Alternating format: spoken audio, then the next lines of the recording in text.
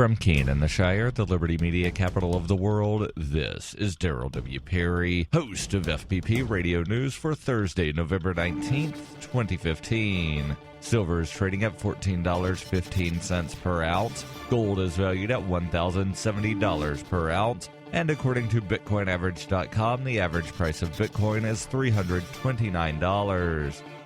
Antiwar.com reports, according to the Syrian Observatory for Human Rights, an announcement on a 15-day ceasefire in the Damascus suburb of eastern Ghouta will reportedly begin early Thursday and extend into early December. Eastern Ghouta is a rebel-held suburb which has been the target of major airstrikes and shelling over the past few years. The region is also the source of this month's story about the rebels keeping Shiites as human shields in cages to wheel around to potential target sites. The observatory described the planned ceasefire as a test period, which could be extended easily and which could also serve as the basis for a broader deal. The international community is increasingly pushing for a settlement between the Syrian government and the Islamic State rebels. The ceasefire may also give the factions, including the Syrian military, the opportunity to shift focus to other regions where their offensives might be more productive, as eastern Ghouta appears securely in rebel hands, but the rebels are unable to expand beyond it.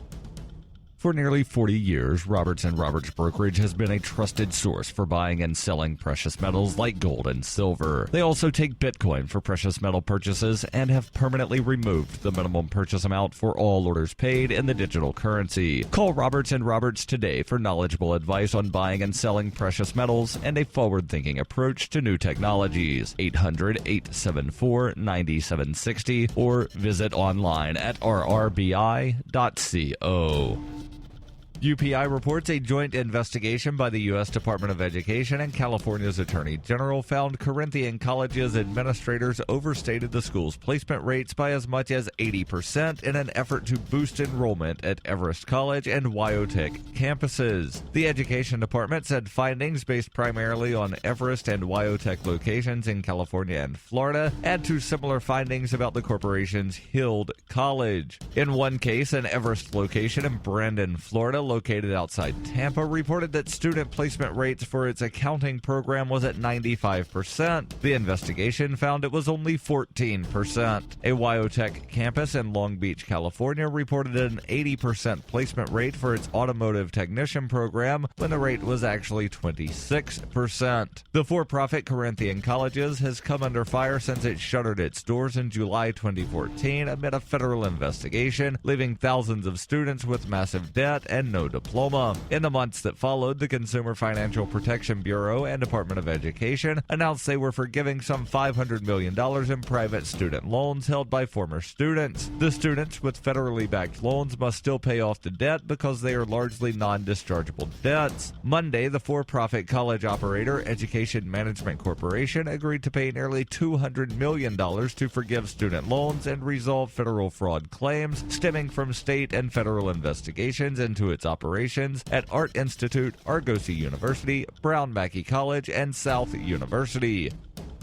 When her plush and comfy life suddenly and unexpectedly fell apart, Brooke and her dog Cloud set out to defy the odds. If this is a man's world, as they say, living on the streets is no place for a young woman. How to Be a Hobo by Brooke Willett is available from Amazon.com and all major bookstores. Reuters reports a Texas judge on Wednesday halted the execution of a 36-year-old man just hours before he was due to be put to death by lethal injection. The Texas Attorney General's office appealed, trying to win a ruling that would allow the execution of Raphael Holiday to proceed. It had been planned for 6 p.m. at the state's death chamber in Huntsville, Texas. Madison County District Judge Hal Ridley told Reuters by telephone the main factors for the decision were some additional issues under the law that had not been addressed previously.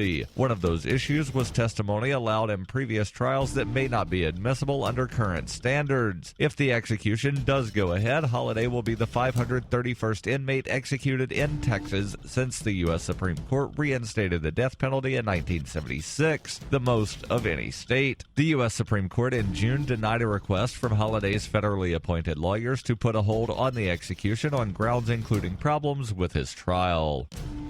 This has been FPP Radio News, online at fppradio.com.